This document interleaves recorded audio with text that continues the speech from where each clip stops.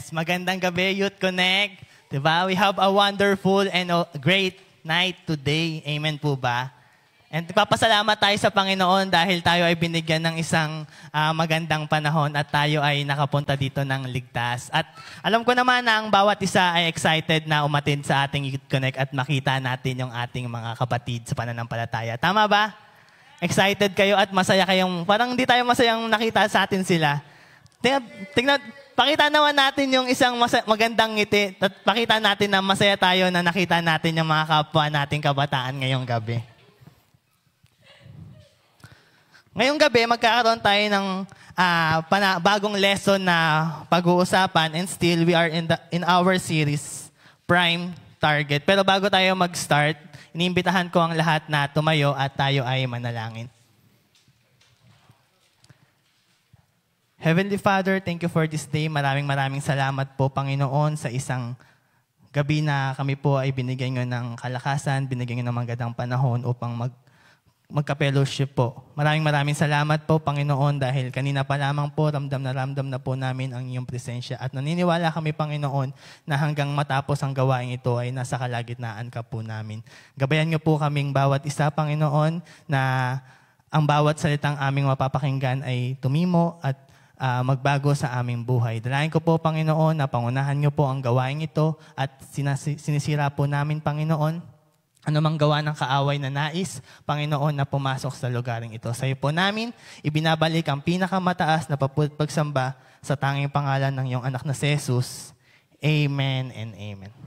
Nagkaroon na po ba tayo ng isang gamit na nagamit na natin or isang bagay na nagamit natin ng sobrang haba ng panahon? Sobrang haba na parang napaisip tayo habang ginagamit natin ito na parang worth it na to palitan eh. Kumbaga sa business, ROI na siya or return on investment na. Ibig sabihin, yung binayad natin dito, parang bumalik na sa atin dun sa paggamit natin sa bagay na yon.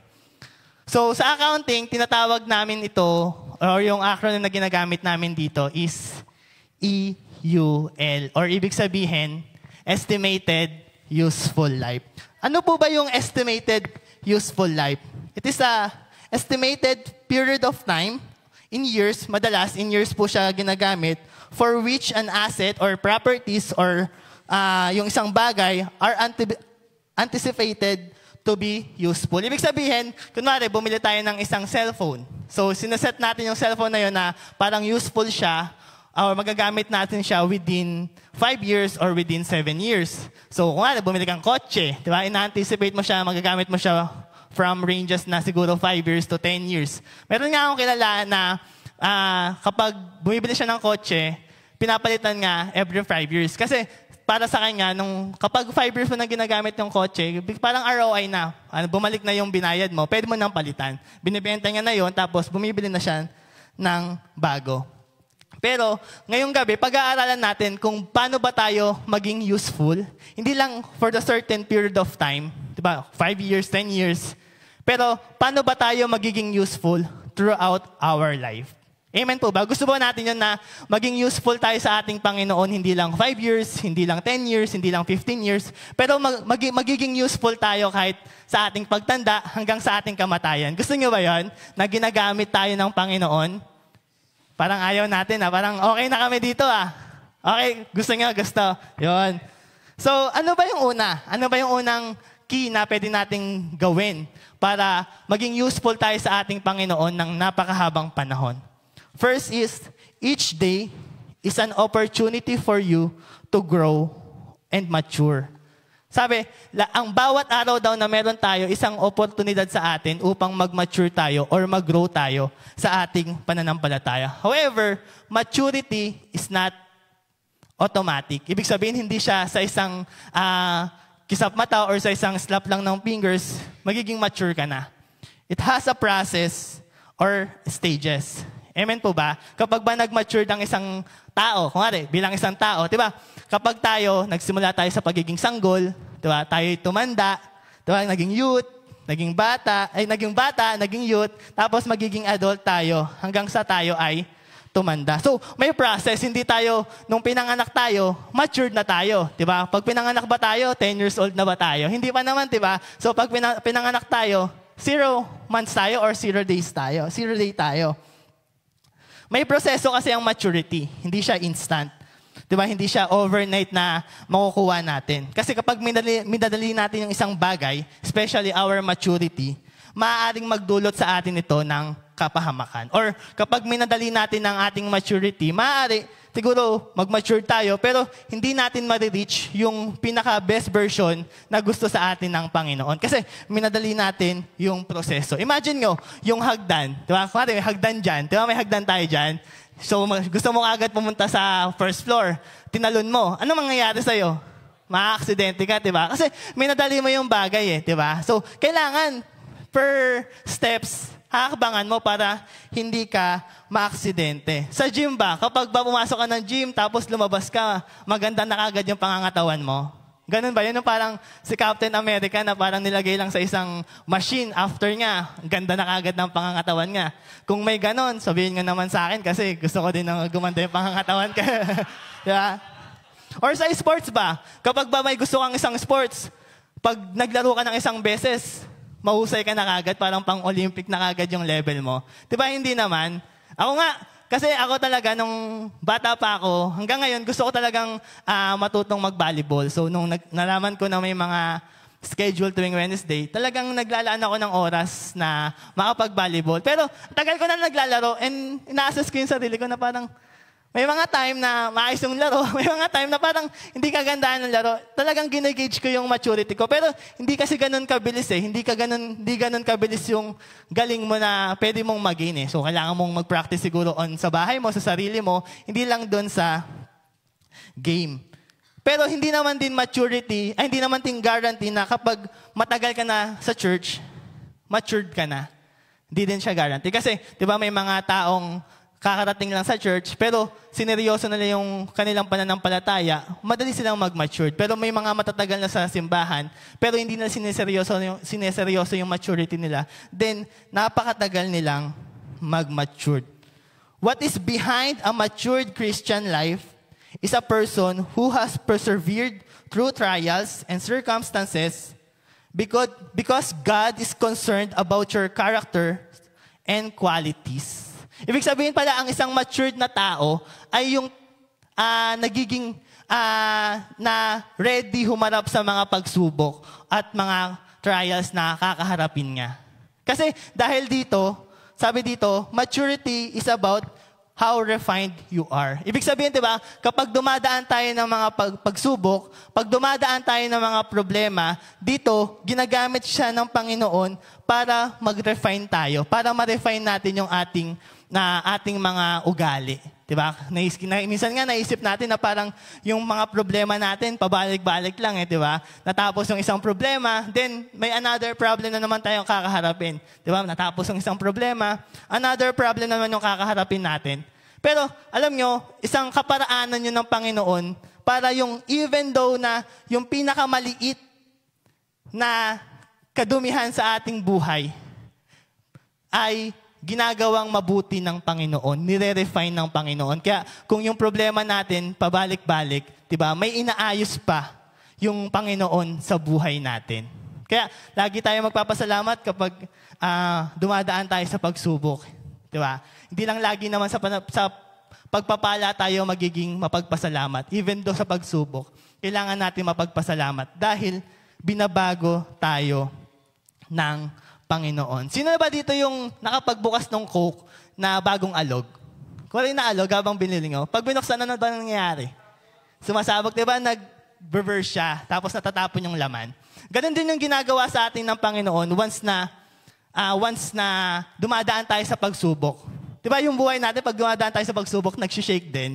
Di ba? Pero yung shake na yon, ginagamit yun ng Panginoon para once na binuksan natin yung buhay natin, once na binuksan natin yung puso natin sa Panginoon, then yung masasama natin, yung mga hindi magaganda sa buhay natin, lumalabas, nawawala. Yun yung kaparaanan ng Panginoon para ma-refine tayo. Pero paano ba natin masasabi na ang isang tao ay nag-grow or nag-mature? Ano ba yung magandang evidence na pwede natin gamitin na masabi natin na, ay nag-grow yan ay nag-matured yan Diba merong Letter C. Ano yung letter C? Character development. Pwede malapit, pero masyadong malalim eh. Change. Diba, may pagbabagong naganap sa buhay natin. Diba? Imagine ba, pwede ba nating sabihin na ganito ako katangkad last year eh. Tapos tumangkad din ako. This year, ganito pa rin ako. May growth ba yon? May maturity ba doon? Diba wala? Wala, diba? Dapat ganito ka last year. Kahit pa paano may konti kang development, may konti kang tumangkad ngayong taon. Or kaya, 30 years old ka last year, tapos ngayong taon, 30 years old ka. May growth ba yon or may maturity ba yon? Wala, diba? Pag ano ba, pag sinabi mo natin, gumanda si Sisa, gumawa po si Sisa, paano ba natin siya sasabihin na may pagbabago sa kanya? Paano ba? Blooming siya. Blooming siya. Blooming siya. Ay, ang ganda ng gupit mo ngayon na, diba? Diba? Hindi mo masasabi na nagmamature ng isang tao kung walang pagbabagong nakikita sa buhay niya. Tama po ba? Masasabi ba natin na parang last year ganun pa yung ugali niya, pero ang tagal nga na sa church. Ang dami nga na napakinggang mga teachings, pero yung pag-uugali na nakikita natin sa kanya, ganun pa rin. Diba? Hindi naman natin masasabi na may maturity sa kanya, may growth sa kanya. Sabi sa 1 Corinthians 13 verse 11, "When I was a child, I spoke and taught and reasoned as a child. But when I grew up, I put away my childish things." Sabi nga, yung bata ako, mag-isip ako, magsalita ako, bata. Pero nung tumanda ako, tinanggal ko na yung pag-iisip kong ganun. Ba, yung bata, di ba, kapag nag-baby talk, di ba, nakukyutan tayo, natutuwa tayo. Pero imagine nga isa sa atin dito, di ba, mag-baby talk. Anong, nakakatuwa pa ba? Nakakainis na, di ba? O kaya, di ba, kasi diba, ano na eh, hindi na angkop sa age niya, diba? Kumbaga parang, hindi na angkop sa age mo, wag ka nang gawin yan. O kaya, diba kapag yung bata, may gusto siyang bilhin or may gusto siyang isang bagay, tapos hindi binigay ng magulang niya, anong ginagawa niya? Diba, nagdadabog siya, nagtatantrum siya. Sige, gawin nyo nga sa magulang niyo yun na, gusto ko ng iPhone. Tapos ayaw ng magulang niyo ibigay, mag-tantrums kayo. Diba, iiwanan kayo sa mall, bahala ka sa buhay mo dyan maglupasay. sa asawa daw.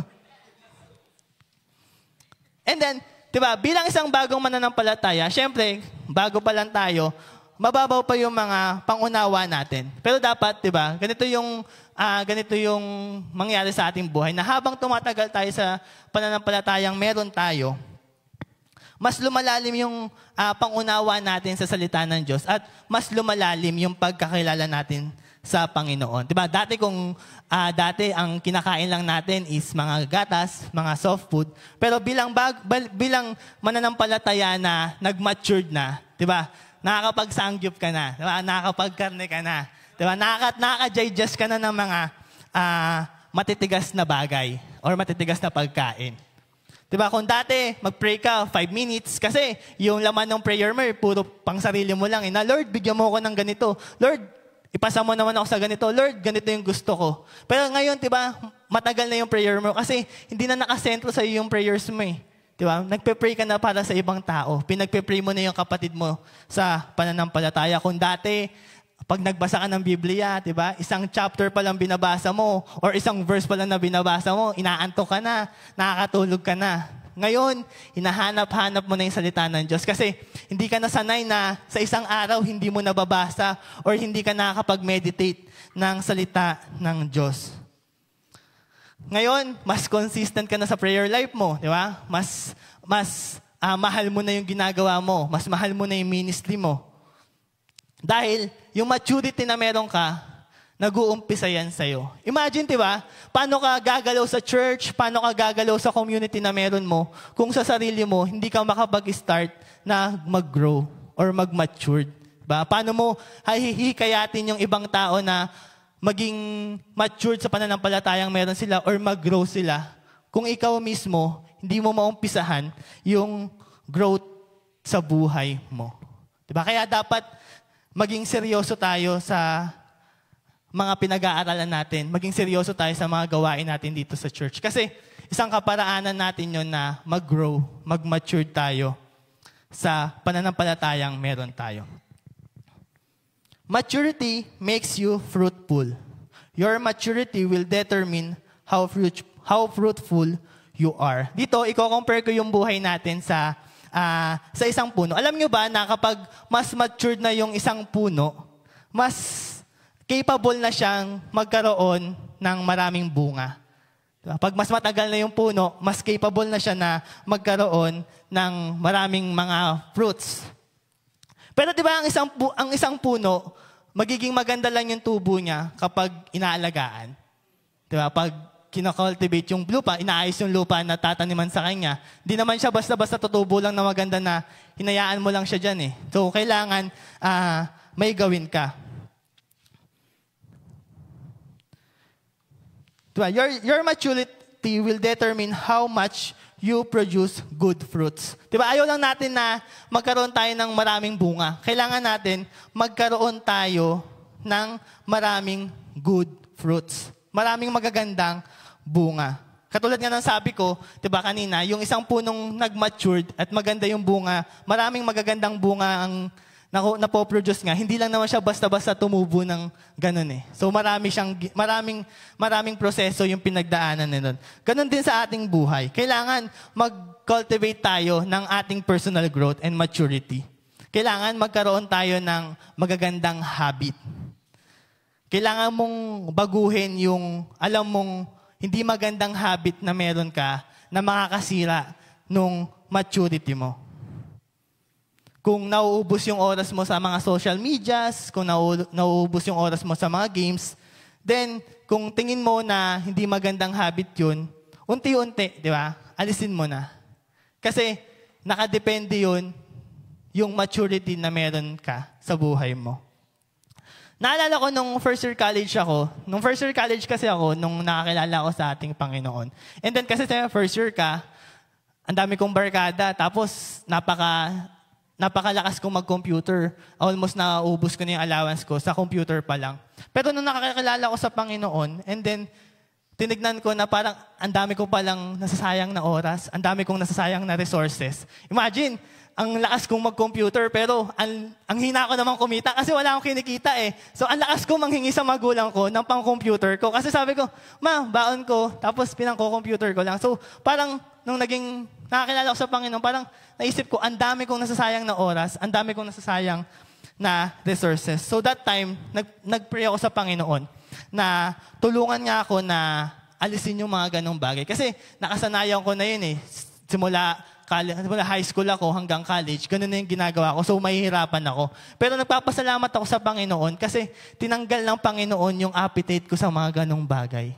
Diba? Lumayo ko doon sa mga barkada ko na hindi nagiging maganda sa akin. And then, inalis ko talaga totally yung pag-computer ko. So, hanggang ngayon, diba, kahit sa mga cellphone, hindi na ako na-hook up. Diba? Hindi na ako naaakit sa mga ganong games. Kasi tinanggal na ng Panginoon yung appetite ko sa ganong bagay. Kaya, di ba, alam ko bawat isa sa atin dito, maraming nag-aya sa atin na, tara, mag-milk tea naman tayo ngayon. O kaya, sine tayo. Ano bang latest na movie ngayon sa sinehan? Conjuring 2. Conjuring 2. Tara, nood naman tayo ng Conjuring. O kaya, tara, Starbucks naman tayo dito. Libre kita. Diba? Pero, papasalamat ako sa Panginoon at palakpakan nyo naman yung sarili nyo na ngayon nandito kayo, diba? Para i-start na yung magandang habit na meron kayo. Pangalawang key para tayo ay maging useful sa Panginoon sa mahabang panahon, unlock and utilize your potential. Taas kamay dito yung alam niya na may purpose siya. Ay, konti lang. Parang, sige, isa pa. Taas ang kamay ng mga tao na nandirito na alam niya may purpose siya. Lahat. Isa pa. Taas ang kamay dito na alam niya may potential siya. Yung may kakayahan siya. kahit ano. Basta potential. Basta alam mo, potential to.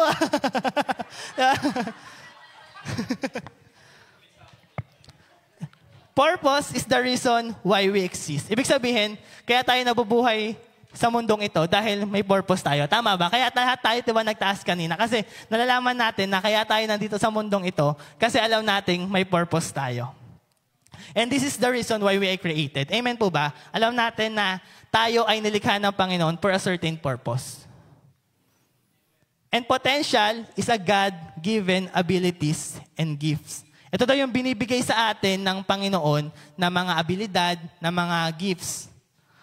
And potential is the outcome of purpose. Ibig sabihin, kapag may purpose ka, imposibleng wala kang potential. So lahat tayo, di ba kanina, nagtaas tayo na alam natin may purpose yung buhay natin. Pero nung tinanong ko, sino ba yung may potentials, yung iba, medyo nagdadalawang isip. Kaya ngayon, huwag kang magdadalawang isip kasi kapag may purpose ka, matik, meron kang potentials. Diba? Ulit, tanongin ko ulit kayo, sino dito ang alam niyang may potential siya? Siyempre, diba, lahat tayo may purpose. Because your potentials, your God-given abilities and gifts is the way to fulfill your purpose. Ibig sabihin, kapag may purpose ka, yung potential na binigay sa'yo ng Panginoon is ang kaparaanan mo para ma-fulfill yung purpose na meron ka. That's why, kapag may purpose ka at alam mong may purpose ka, dapat ang kinin mo din, may potential ka. Kahit anong potential. Basta ang kinin mo, may potential ka. Because purpose is the why and potential is the how. Diba? Yung purpose natin is bakit tayo nabubuhay na to sa mundong ito, at yung potential natin is paano natin mapupulfill yung purpose na meron tayo. Kaya diba wala sa ating makakapagsabi na wala akong kakayahan. Walang makakapagsabi sa atin na wala naman sa aking binigay na galing yung Panginoon eh. Diba? As long as you have a purpose, tandaan nyo, may potential ka.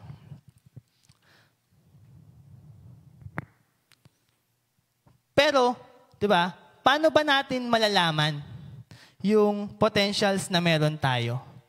Having a strong, deep, and true relationship with God is the way to know our purpose. Di ba?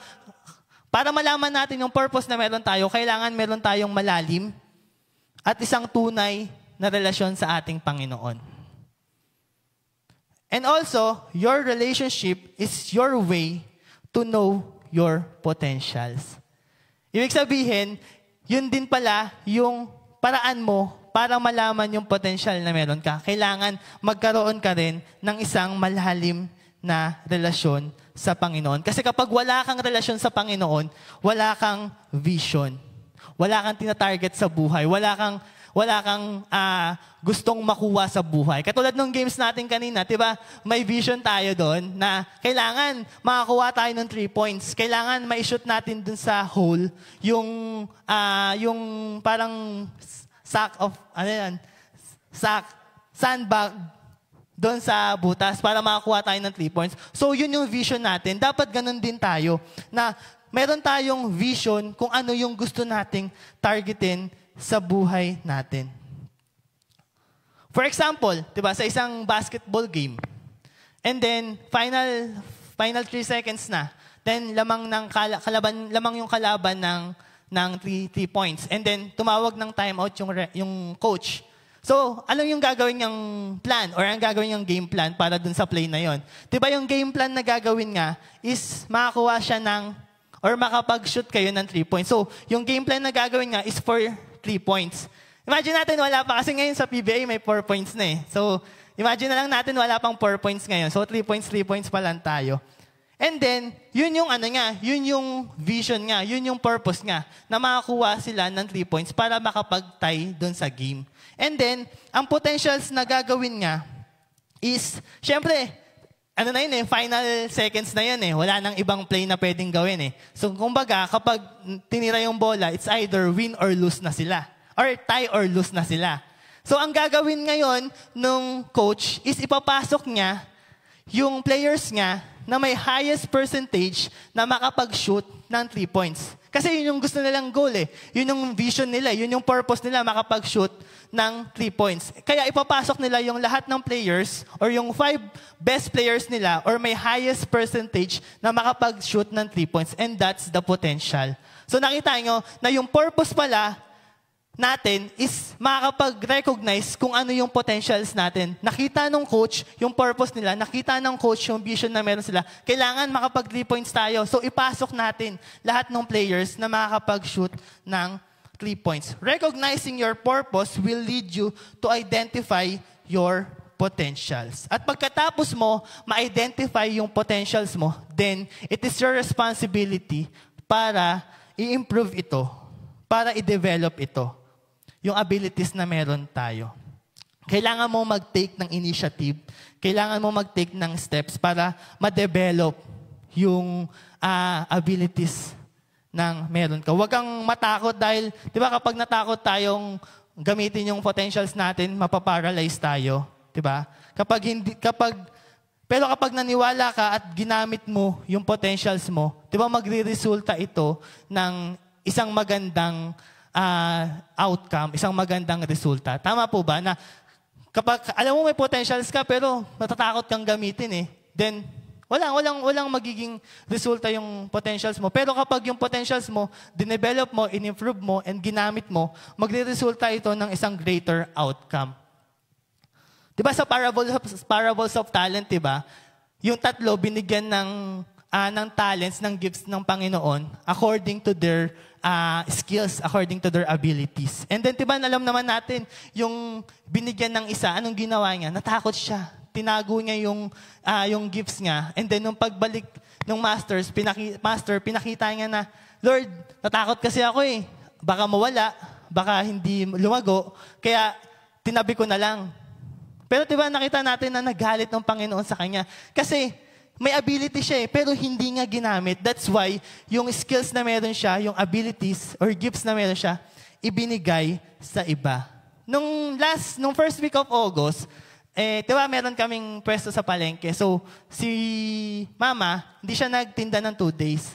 So, kumbaga yung instinct ko na kumita, biglang nag-spark. Sabi ko, sayang naman yung opportunity kumita. Kasi sa palengke, kahit hindi ka magtinda, tuloy-tuloy mo pa rin binabayaran yung upa. So, sayang naman, everyday kasing siyang binabayaran. So, 2 days yun. Nung first day, ako yung namimili. Diba? Ako yung nag-aayos ng mga tinda. Ako din yung nagtitinda. So, talagang maghapon. Tapos, after a day, siyempre, ang pinakamagandang part naman, bibilangin mo yung pera mo. Tapos, titignan mo kung may kinita ka. Pero diba, na-disappoint ako kasi parang halos wala akong kinita. Imagine, gising ako ng madaling araw hanggang hapon, pero wala akong halos kinita. Kaya nung second day, parang nag-iisip ako na pagpahinga ko na lang kaya yung sarili ko. Kasi wala naman akong kinita nung first day. Pero naisip ko na parang sayang yung opportunity. Diba? Minsan lang kasi dumating yung opportunity na ganon, and then sayang baka biglang maging maganda yung resulta. So, ayun, ginamit ko yung second day, and then ganun pa rin. Gising ako maaga, namilanggi ako, nagtinda.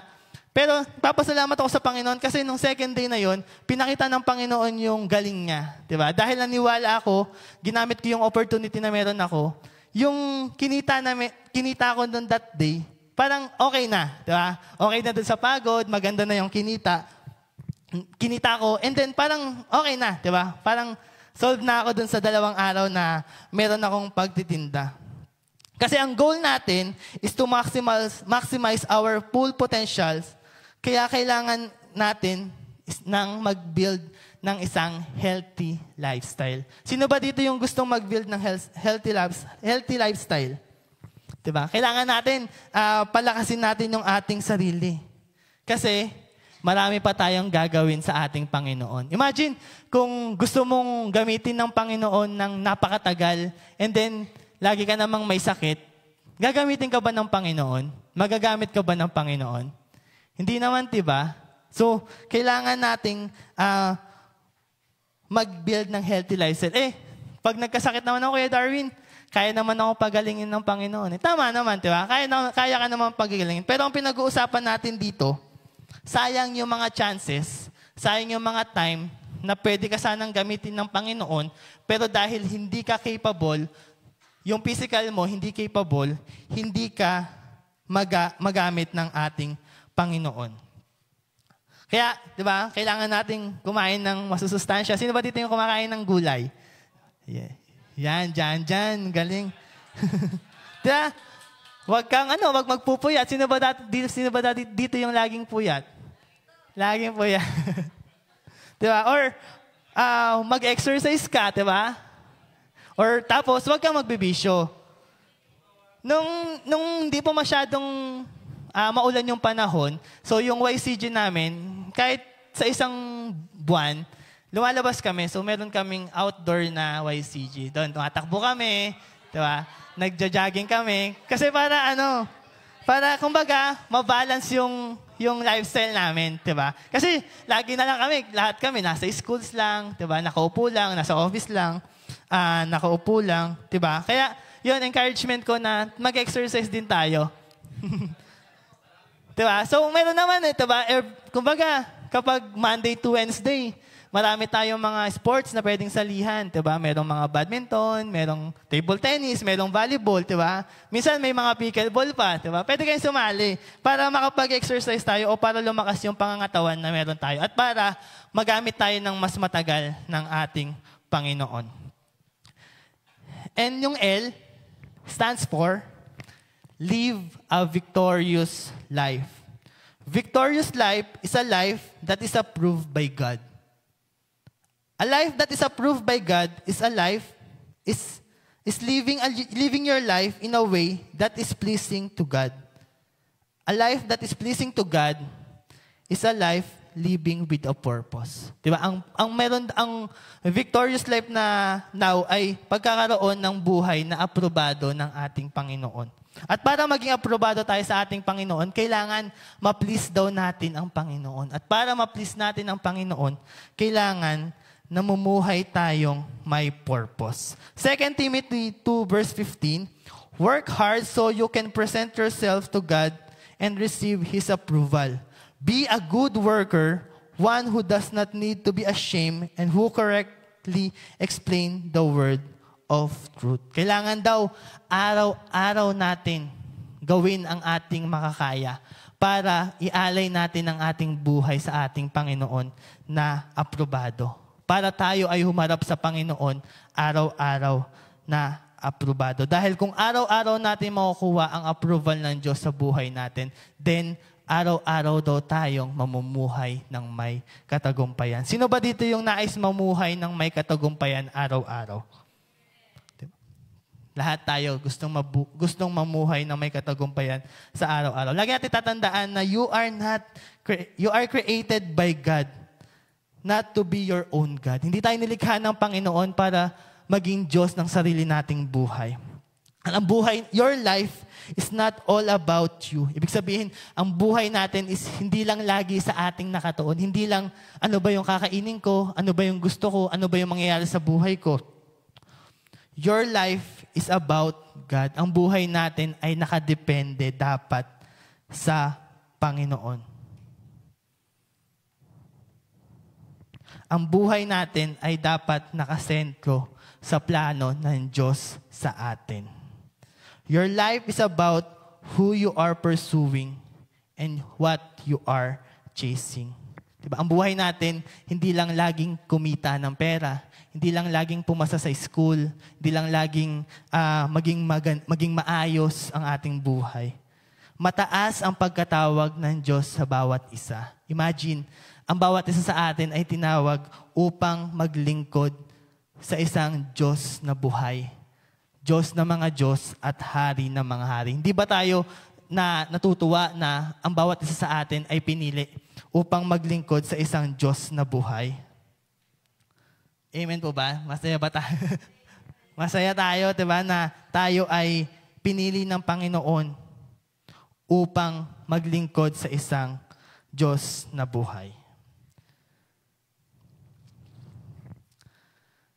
At talagang natatandaan na kapag ang buhay natin ay nakapaloob sa plano ng Diyos, hindi dapat tayo matakot. Wala dapat tayong katakutan. Ano man yung mangyari sa buhay natin, ano man yung kaharapin natin sa buhay, hanggat tayo ay nakaloob sa plano ng Diyos, lagi tayong sasamahan ng Panginoon. Diba? Sabi nga sa kanta, ano ba yung problema na kinaharap natin na hindi binigyan ng solusyon ng Panginoon? Ano ba yung problema na kinaharap natin na hindi tayo tinulungan ng Panginoon? O kung tayo ay humaharap sa sakit, ano ba yung mga sakit na hindi kayang pagalingin ng Panginoon? Diba? Napakahirap ma-please ng tao. Tama po ba? Ang hirap na please ng tao. Imagine, napakadami mong ginawang mabuti sa isang tao, pero isang beses lang magkamali. Ano yung nagre-retain dun sa tao? Diba? Yung mali natin. Pero ang Diyos, napakadaling ma-please. Imagine, kahit gaano tayo makasalanan, nung tayo ay tumanggap, nung tayo ay sinuko natin ang ating kasalanan sa Panginoon. Napakatapat ng Panginoon at tayo ay pinatawad sa Kanyang kasalanan. Kaya lagi nating tatandaan na talikuran na tayo ng mga tao, basta wag lang tayo tatalikuran ng Panginoon. Lagi tayong sasamahan ng Panginoon para magkaroon tayo ng buhay na isang matagumpay. Amen po ba? Gusto natin ba yun na magkaroon tayo ng isang buhay na matagumpay? Amen. And sa ating conclusion, estimated useful life is also used in depreciating assets. Ibig sabihin daw, yung estimated useful life, ginagamit siya kapag nagde-depreciate tayo ng assets. And sa depreciation, meron kaming concept na kapag mas matanda yung asset, ibig sabihin, the older the asset, the lower its value. Ibig sabihin, taon-taon, nababawasan ng value yung asset o yung property na meron ka. So, kapag mas matanda yung asset na meron ka, mas mababa na yung value nito. Mas mababa na yung usefulness nito. Mas mababa na yung effectiveness nito. Diba? Pero tayo, hindi ito yung goal natin, diba?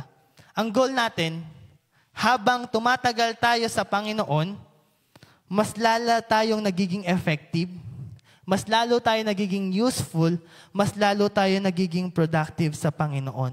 Mas lalo tayo nagiging mahusay, mas lalo tayo nagiging magaling, diba? Mas lalo tayo nagiging kagamit-gamit sa Panginoon. Yun yung goal ng buhay natin, na habang tayo ay tumatagal sa pananampalatayang meron tayo, mas tumatayog yung pananampalatayang meron tayo. Diba? Hindi tayo nagiging stagnant, or hindi tayo yung tao na mas tumatagal sa pananampalataya, mas bumababa yung tayog na meron siya. Diba? Mas bumababa yung kahusayan na meron siya.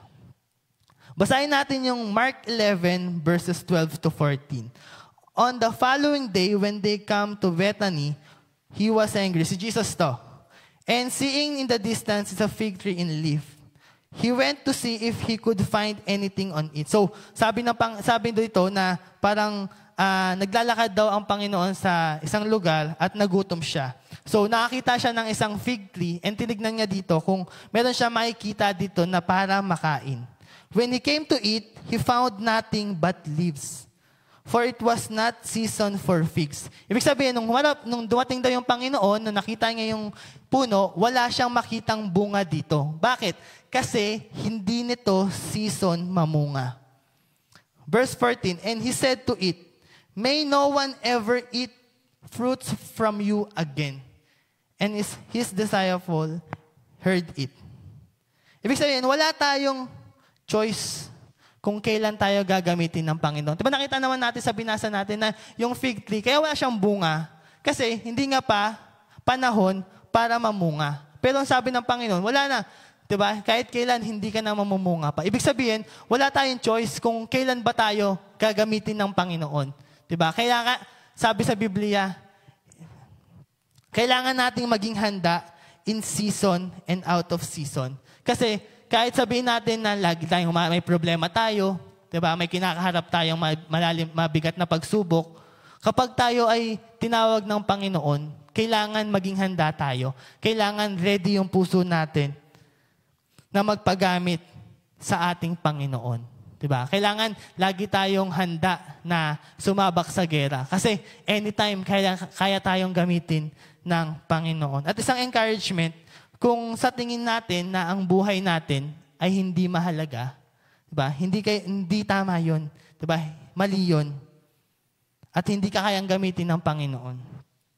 Kasi sabi nga sa kanta, 'di ba? God can turn ashes into beauty. Ibig sabihin, 'di ba, kapag abo na, ibig sabihin wala na siyang halaga pa. Wala ka nang paggagamitan doon eh, 'di ba? Pero kayang gamitin 'yun ng Panginoon. Ibig sabihin, kahit sa tingin mo, yung buhay mo walang halaga, yung buhay mo hindi ka gamit-gamit sa Panginoon, kaya kang gamitin ng Panginoon. Basta magtiwala ka lang na gagamitin ka ng Panginoon. And lastly, sabay-sabay nating basahin to.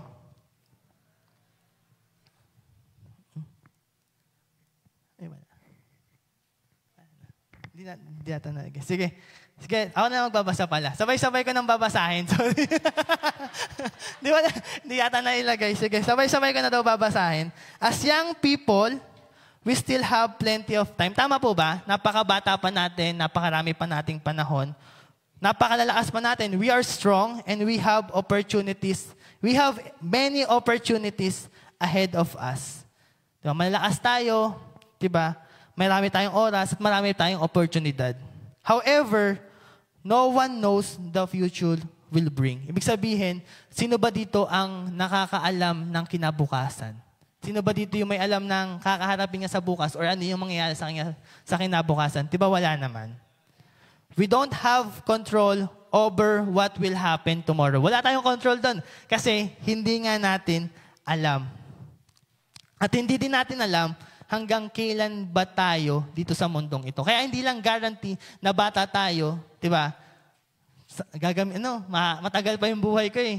I-enjoyin ko muna and then kapag matanda na ako o kaya kapag malapit na ako sa mamatay, saka ako na lang papagamit sa Panginoon. Hindi eh. Kasi hindi nga natin alam kung hanggang kailan tayo at hindi assurance na dahil bata tayo, magiging matagal pa tayo sa mundong ito.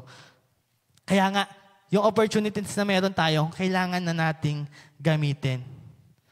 Pero, what we do have control over is what we choose to do today.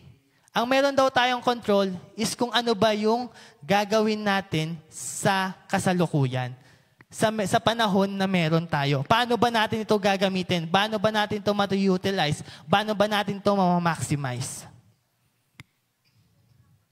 That's why we should make the most of the time we have. Kailangan natin gamitin yung meron na oras na meron tayo at i-dedicate natin ang ating sarili para maging kagamit-gamit para sa Diyos. Kaya kabataan, isang encouragement ito na kahit kabataan pa tayo, gamitin na natin yung buhay na meron tayo. Tama, di ba? Meron tayong kanya-kanyang kaabalahan. Diba? Meron tayong mga work, meron tayong mga schools, meron tayong mga ginagawa sa araw-araw. Pero lagi nating tatandaan na kailangan nating unahin ng Panginoon. Diba? Despite na busy tayo sa ating mga ginagawa, kailangan mas busy tayo gumawa para sa Panginoon. Maglingkod para sa Panginoon. Gamitin natin yung kakayahan na meron tayo. Gamitin natin yung opportunities na meron tayo. Diba? Gamitin natin yung panahon na meron tayo para maging kagamit-gamit sa Panginoon. At alagaan natin ang ating sarili. Alagaan natin yung ating salvation. Alagaan natin yung ating maturity para hindi lang tayo maging kagamit-gamit on the certain period of time. Bagkus maging kagamit-gamit tayo sa ating Panginoon throughout our life. Diba? Hindi dahil, diba, sabi nga, age is just a number. Diba? Hindi dahil matanda na, hindi na tayo gagamitin ng Panginoon. Hindi. Diba? Lahat ng tao kayang gamitin ng Panginoon basta handa kang magpagamit sa Panginoon. Kaya lahat iniimbitahan kong tumayo at tayo ay manalangin.